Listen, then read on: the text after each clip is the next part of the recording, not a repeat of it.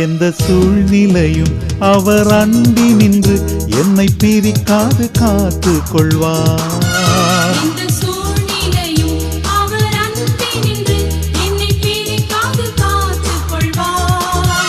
என்னை நம்பியவர் தந்த பொறுப்பதனை அவர் வரும் வரை காத்து கொள்வேன்.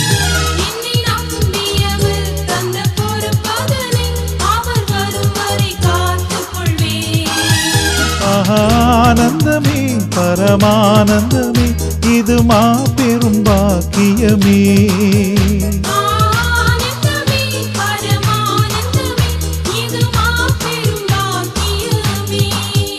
இந்த பாதலத்தின் சொந்தக்காரர் அவர் எந்த உள்ளத்தில் சொந்தமானார்.